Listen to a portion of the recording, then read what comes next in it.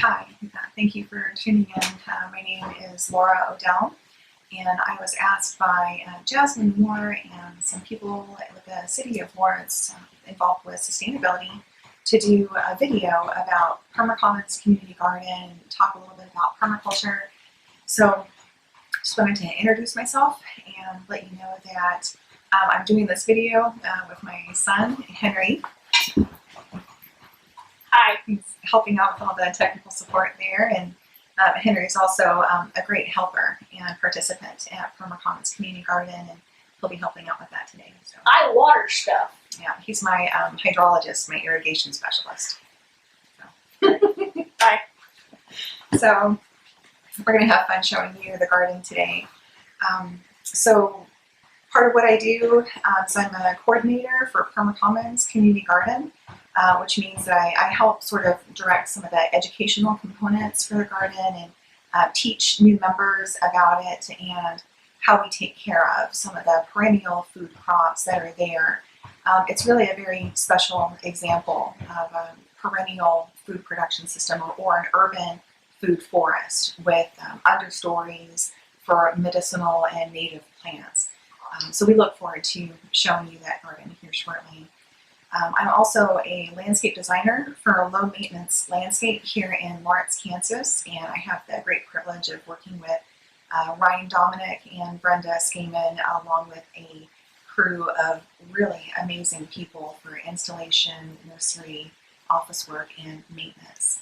So I love to help people find out how to create sustainability on their own home sites, whether it's in an urban environment here within the City of Lawrence or if it's broad acre, out on many acres of land, and how to make that land more productive and self-sustainable and work in a way that is working with nature and not against nature. So Permacommons is an amazing example of permaculture design, and it really takes many of the different principles that we use with permaculture. For instance, rainwater catchment. You'll see that we have 1,500 gallons of rainwater catchment on site that's held by 3 500-gallon rainwater catchment tanks that are elevated and amazing. We will also show you what a swale is and how that works with the lay of the land and how we are working to capture rainwater as it moves across the land and make it available for the perennial fruit trees and shrubs and vines and ground cover that is available in this garden.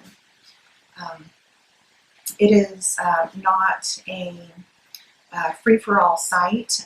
The food that is produced on site here is for the members at Permacommons, but any excess produce that we produce on site goes to Just Food and is donated to community in need. We practice integrated pest management, so we're always wanting to do organic controls. If there is a pest or a disease issue that comes up, we work together, all the members of Permacommons, to work together collaboratively on what needs to happen with the site, and it can change frequently. Every day, every week at that garden, something new is happening and something new needs to be done, or there's a new learning opportunity.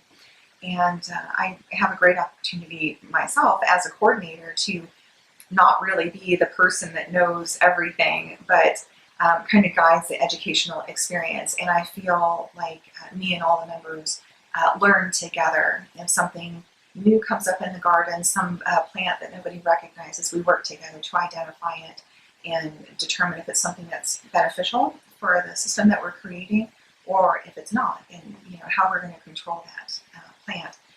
For instance, bindweed is something that we try to reduce or eliminate using organic controls, but plantain or dandelion or clover, lamb's quarters, those are plants that we find beneficial and that we would allow to exist in the garden as ground cover and permaculture perennial plants in the system. So I'm very grateful for everyone that was involved in the creation and the implementation of Permacommons Sustainability Action Network, and Steve Mooring. Most importantly, many other volunteers have been involved with the design, implementation, creation, and maintenance of the garden up until this point, where I became coordinator in 2015. And to all the volunteers, I say thank you very much. You know who you are. And without further ado, Henry and I are going to take you on a wonderful tour of Permacommons, so please join us.